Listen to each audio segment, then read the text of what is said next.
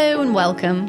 I'm Laura Briggs with the Vegan Fitness Runner podcast, where I'll be talking all things running, health and fitness, and what it means to be an active vegan.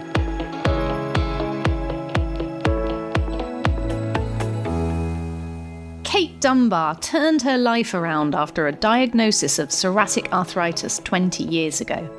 She turned to a whole food, plant-based diet and is now running marathons as a proud vegan runner and ambassador for Running on Plants and the plant-based health professionals. Hello, Kate. Thank you so much for coming along and being on the podcast today. It's really nice to have you. Thank you so much for inviting me, Laura. I'm very honoured and don't feel worthy enough to be on your podcast after all your amazing people that you have on there. You made me laugh, Kate, because honestly, you are just one of, there are so many inspirational people out there. And for me, you are up there because your story is really incredible to me. And it's actually a real life-changing story, which you don't often hear. So I wonder if maybe you could just tell the listeners a little bit about how your life has been changed through veganism and running. Yeah, I guess, that is true. And actually, if I just stand outside of myself for a few seconds and look in on my life, I can't hardly believe it myself either, actually, sometimes. But yeah, so just briefly, 20 years ago, I was a teacher and very stressed, not eating very well, working really hard, not getting enough sleep, all the rest of it. And I suddenly found myself getting more and more joints inflamed, started with a little backache, and then all these different joints started joining in the symphony until I found I was like lying in bed, absolutely unable to move, in so much pain. And that kind of lasted a few weeks over the summer. So, I couldn't even turn over in bed. It was so painful. The muscles wasted away on my legs, and it was horrible. Eventually I saw a rheumatologist and was put on a medication called methotrexate. I don't know if anyone's heard of that, but it's an immunosuppressant. And finally, after quite a few months, it turned out that I had some form of arthritis. They weren't quite sure what, whether it was rheumatoid or what have you. Turns out it's psoriatic arthritis. The meds are pretty severe. You have to have monthly blood tests because they're very toxic, checking that your liver function's still okay, your white blood cells are okay. Slowly, inflammation was brought down. It took like a year, really, to get back to being able to walk properly, let alone anything else. After a while, even with the medication, I kind of I wondered if maybe food, something I was eating, was affecting my joints, because sometimes they just seemed worse than others. And I couldn't really put my finger on it. So eventually I asked my rheumatologist, do you think anything I'm eating's, making things worse? And he said, food's got nothing to do with it. And he was so emphatic. But I was like, well, I don't know. I just feel like there's got to be some sort of cause and effect. And it just seemed like the obvious thing to me, So roll on a year or so, and I had another rheumatologist, and he suggested I talk to his nurse. And she said, why don't you try an elimination diet? Because this food thing still hadn't left me. I was like still mulling it over. And anyway, I did try this elimination diet where you kind of throw out practically everything apart from like rice or something, and then you slowly bring a few things in and you see what happens. And I did find that things like cheese and eggs and red meat did affect my joints, and weirdly stone fruits as well. But things like I seem to be able to tolerate chicken and fish and most fruits and vegetables. And then I kind of started researching, and I actually came across the Vegan Society. And I thought, oh, what's all this then? And I kind of was reading more, and I kind of found out about what happens to animals within the food system. Although it wasn't terribly graphic from there, I did subsequently find out more graphic stuff. And I just started thinking, I've always loved animals. I don't think I want to participate in this anymore, in this side of the food industry. And actually, look, there's these people here, and they are showing how you can live healthily, not eating animals or any animal products. I'm going to go vegan. So I did that, and that's probably about 19 years ago now. And then over the subsequent years, I managed to drop my medications by about half. But I was still getting flare-ups, and I didn't know why. I nearly lost the eyesight in one of my eyes. And this was all to do with the arthritis. I had no idea it could affect your eyesight as well. Yeah, so just one thing is about, I'll get in a muddle over dates and times and things, but about 7 years ago, I went to VegFest in London, and I came across a vegan runner stand, and I was like, well, I'm not a runner. I wish I could be, but I know that side of my life. Mind you, I'd never been a runner. Let's just say that right now. I've never been a runner. But I just thought, I would love to be able to, but I can't. So I wasn't even going to talk to this woman, but I kind of felt drawn to go and speak to her. And anyway, I just went up to her because she was all on her own. And so, just said to her, oh, I'd love to run. I wish I could, but I can't. I got this condition. So that's it, really. But she said, well, what have you got? And I said, well, I've got this autoimmune condition, psoriatic arthritis. I have to be really careful with my knees.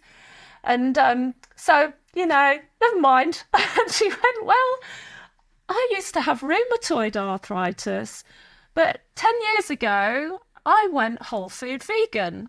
And now I run marathons. And I was like, you what? You are? And I was like, but you're still on all your meds, aren't you, right? And she went, oh no, I stopped taking them 10 years ago. Why don't you try it? And I was like, so gobsmacked. I was just like burst into tears. I was like, I can't believe that. I can't believe that. Which I went home and I thought, yeah, whole food vegan, and what is it? And I sort of spent ages kind of looking at it. I didn't even know where to look, really. It was really hard. I came across like Forks Over Knives, the film. I came across Dr. Michael Greger's book, How Not to Die. And I read that. But I still thought, gosh, that's hard. That's really hard. Going from vegan to whole food, because it's like no oil and no kind of refined sugar. And I was doing like a vegan market stall and making all these gooey cakes and all sorts of things. And I just thought, I can't even eat some of these things. And so it took me like a month to decide to actually try it. So yeah. What happened? What happened when you made that switch? Was it immediate, like the difference? Or? Well, so I just thought, because my husband had followed me into veganism, and I thought, I can't ask him to do it. The food's going to be completely tasteless. It's going to be horrible. I know I can't make him do it as well. And he shared the cooking. He still shares the cooking. But yeah. So it took me a lot of courage I went full in, just ditch the oil, ditch the sugar, ditch the refined this, that and the other, whole grains, loads of beans and peas and, nuts and seeds and all the rest. But I didn't dare start to try and come off my meds, because I tried once before and had an immediate flare-up, which was quite scary. I'd had, like 2 years before, and my skin had erupted then as well, psoriasis and everything, the whole lot. And I thought, I don't want to lose my eyesight. So I very slowly started dropping my pills. I was on 4 tiny, they're minuscule pills, and I started dropping one every month. You take these pills like once a week as well. You don't take them every day. So and then I got down to one tiny little pill, and I cut it into quarters because I still was too frightened just not take the pill, Like that. Yeah. So it was like 3/4, and a few weeks later, a half, a few weeks later, started to 1/4. Wow. Until finally, one week, nothing. And I thought, oh my God, I'm off all my pills. And, my joints were fine. I felt great. I couldn't believe it. And then I just started running. So, It's there we are. bonkers. And you're told from being told, oh, it's nothing to do with food. Like, food will not make a difference to your condition, and being on these, as you just said, really heavily toxic, chemical-filled medications, to then change. I mean, we say just changing your diet, but actually it's a lot more than just. There's a lot goes into it, isn't there, to eating a whole food plant-based diet. But yeah, what an amazing turnaround. I mean, did you go back to that consultant and say, look at me now? Yes. Well, I had to email him. I did email him, and I said, look, this is me. I'm off all my meds, blah, blah, blah, blah. He emailed me back and said, I'm really happy to hear that. End of. Nothing else. And then I had yet another consultant who, within the NHS, and if you've got something actually, going awry, you only see your consultant once a year, really. And I went back to my consultant. And in the meantime, I had met the plant-based health professionals, which had just started up. And I came in to see him. By this time, I had my first 10K medal. Amazing. I love that. I had some research papers. I had an invite to a plant-based healthcare conference aimed at health professionals. And I took all this to this guy. And he just looked at me, looked at his notes, and he just slumped back in his chair. And he was amazed. And he said, I have heard of this. It's lifestyle medicine, isn't it? I said, yeah. And I said, and here's a conference. Please come, and you'll learn more. But I'm afraid he didn't. He didn't. Which is such a shame, isn't it? Because you now you're heavily involved with the plant-based health professionals and obviously advocating for lifestyle medicine, which I think is hugely underrated, isn't it? And something that you and the other plant-based health professionals are trying to really kind of sound the horn for, because it's revolutionary, and it's actually such a simple concept that many people just completely overlook, don't they? They really do. And the lovely thing is that this year in particular, we've started taking in or considering and promoting all the other pillars of lifestyle medicine, which includes exercise, because it's so beneficial, so anti-inflammatory, so good for your mind, as well as your body, and stress busting things. I mean, I'm sure stress had a massive impact on my disease kicking in the first place. All the mindfulness things, journaling, meditation, being in nature, all those things, all these things come together, community, and what is running, unless you always run on your own, but it's community or your running friends, or park run, all these things, they all feed into you as a happy, healthy person, don't they? Absolutely. Yeah. Kate, I think a lot of people listening will initially wonder what you had to do to follow a very strict whole foods diet, and what was the hardest thing to remove from your diet. What did you find hardest? Well, what was hardest? I think initially, I just thought all dinners start with fried onion in oil. Everything. Just about. And so I think it was the idea that you just didn't fry things. And I was like, I'm going to so miss fried noses. Pastry, you know. Yeah. I was like, how can I live without pastry? You know, I think that was one of the main things. But you kind of come to understand that actually you don't need, or you certainly don't need oil to, you know, fry up something for like a bolognese or a curry or something like that. You just, you water fry. And I did actually go on an Indian cookery course, which was a week long in London, which was a Whole Foods cookery course. And we learned to kind of water fry, air fry, spices, and which was fantastic. But it's not rocket science, you know. And you don't miss it now, I'm assuming. No, not at all. But I can tolerate if going out to eat or something, you know, and there is a bit of oil in it, then I can tolerate it to a certain extent. I can now tolerate a certain amount of fried food, but I have to be careful. If I was to do that like every day for like 3 days, I might start feeling my joints starting to complain. You know? Is there any food in particular that you know if you were to eat it, it would have almost an instantaneous effect on your joints? Well, I think not now, but not long after I actually changed. I was asked, because I did my vegan fairs, and I kind of had a bit of a crisis of conscience about making all this gooey, sugary, fatty, you know, yummy cakes and stuff. And I was asked to do one more, and I thought, right, okay.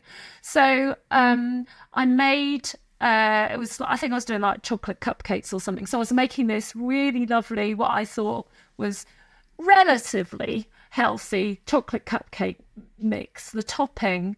And basically it's like sugar icing with fat in it, vegan margarine and what have you. And I was whizzing it up. It even had organic cacao in it, right? So what could be wrong with that? What could be possibly wrong? So yeah, mixed all that up with a little hand mixer, and I just stopped and I just scooped a bit to taste, but before I knew it, I'd had like a whole tablespoon, or probably even 2, I don't know. Do you know what I mean? Easily done. Easily done, that's right. So, and I thought, oh dear, right, okay, carried on mixing. It was only like another minute, I'd say. By the time I'd stopped, my fingers were locked on the handle of that mixer. I could not move them. I had to kind of physically peel up my fingers one by one by one. And I'm thinking, you stupid idiot. What did you do?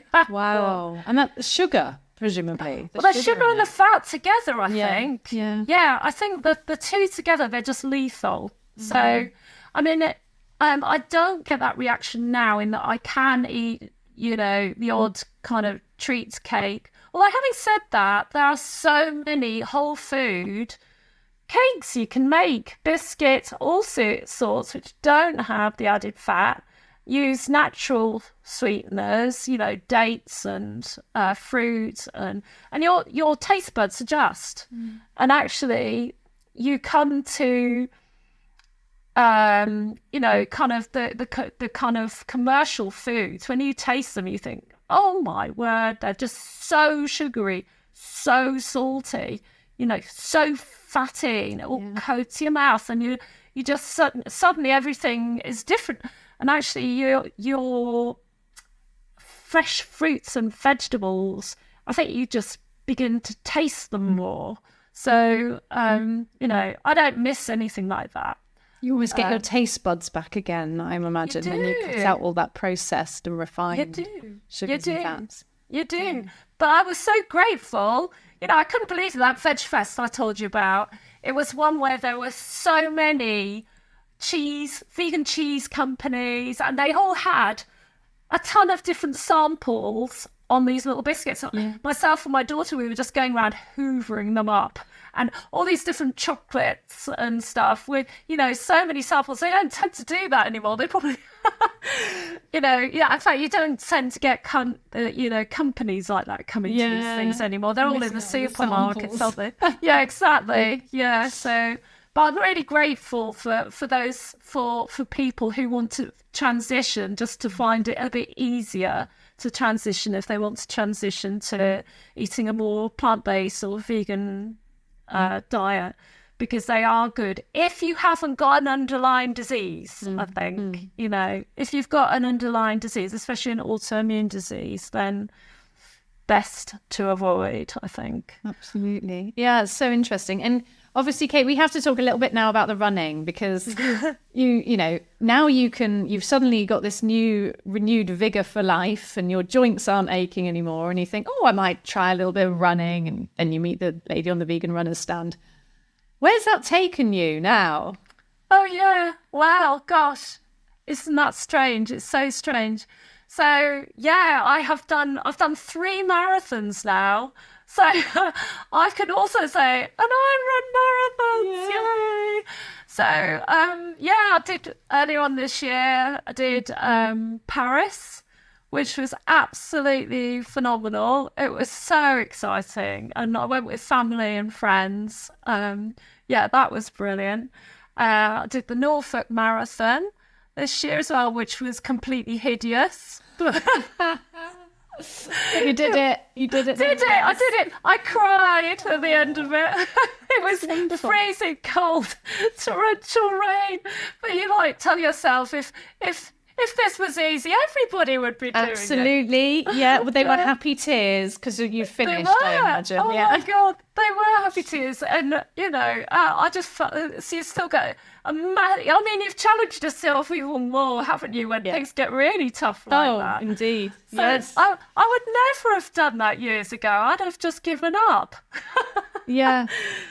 And so what was the third? You said... oh, yes. That was my first one, which was last year, and that was Boston, not Massachusetts. That was Lincolnshire. But that was great as well. I had my friends and family there again supporting me. And, my daughter, she told, when I first started running, she totally banned me from ever doing anything like a half marathon. Well, I did as far as a 10K. She said, well, that's it. No more. And now look. The sky is your limit. Exactly. I've even done, actually, we only walked it, but we did do an ultra this year, which was 30 miles in Wales. And, we just walked, but it was still 30 miles. Please don't say just walked. No. 30 miles, there's no just about it. No. I really fondly remember, Kate, last year, and we were at Veg Fest in Bristol. Yeah. And we had a run, didn't we? The Running on Plants team did a little run afterwards. And I remember us kind of just running through Bristol, and you said something to me like, I'm just so happy, I feel like I could cry, because I never thought that this is how my life would be. And it just really put for me into perspective how debilitating your condition must have been before you went through this huge transition.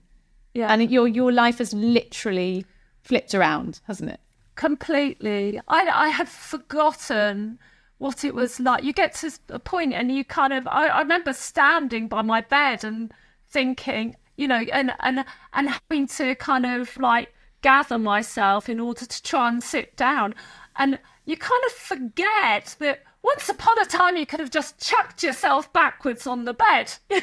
Things like that. And and of course I did think my life was over, because my mum had the same condition as me. So it is genetics in my family. And, my son's got it, although he controls his, again, with diet. My daughter possibly has it, but again, she's pretty much whole food vegan like me. My mum ended up in a wheelchair. Her disease wasn't even quite as severe as mine, really, but she also had irritable bowel syndrome, and she also had bipolar.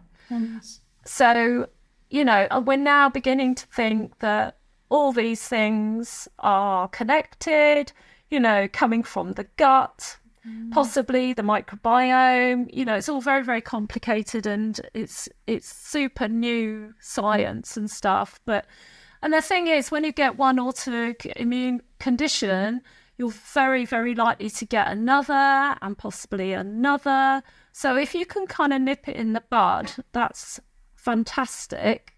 And also, with my condition, you're much more prone to cancer, apparently, and heart disease. So, a whole raft of things to look out for, isn't it? Exactly.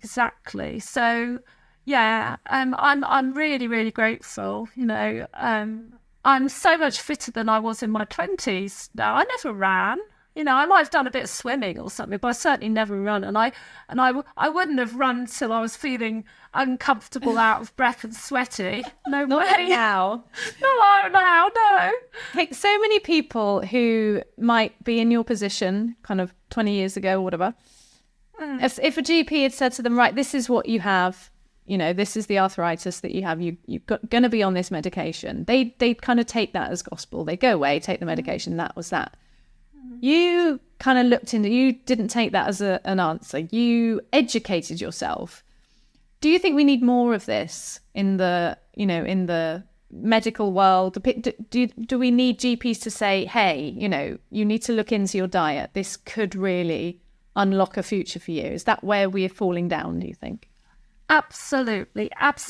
And thankfully, there are some amazing doctors and other health professionals who have read the science, they're talking amongst each other, who are educating each other, trying to educate their colleagues, because they want the best for patients and themselves and their families too, and the whole NHS. The NHS could save an enormous amount of money, and a lot of suffering and misery with people, and people dying too young, people getting old too young. We really, really desperately need more GPs in particular, because they're right at the front, aren't they, facing patients. To have this knowledge, and also not be afraid of sharing this knowledge, because so a lot of people just want to pop the pills, and carry on the same way they were, which is sad. But I wish, even if they tried to change a little bit, it might really help them.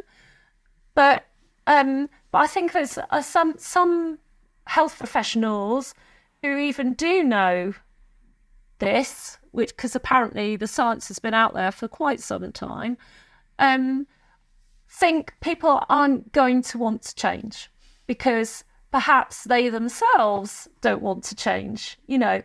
Unfortunately, a lot of people that work in the health service themselves eat pretty poorly. They work very, very hard. They're trying their best, but they themselves are not educated. And in the past, and probably still most places, I think, a lot of doctors are not given any nutritional education at all. But that is changing. There are several universities now in the UK where they are beginning to get a module on plant-based diets.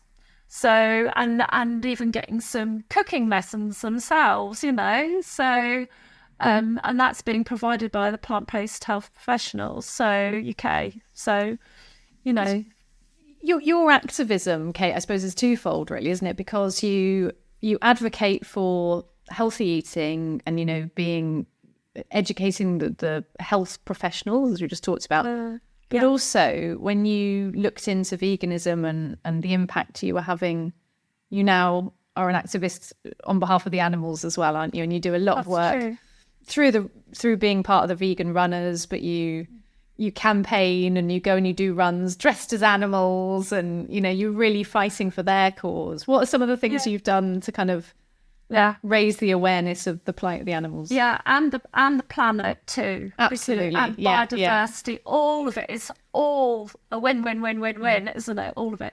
So so this year I went on the March for Nature. That wasn't dressed as an animal, but went on the March for Nature, which, you know, I was most surprised that so many people who were there on behalf of whatever organisation they were with, whether it was for bats or what have you, they were